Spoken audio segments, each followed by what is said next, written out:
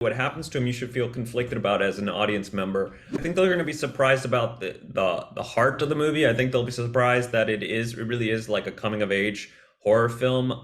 What we tried to do that not a lot of movies necessarily do is there's this parallel journey of Joe, played by Ben Ainsworth, of he's moving through the fire of trauma. Basically, there's the trauma, that the rift in the family after the dad has left, an abusive father has left.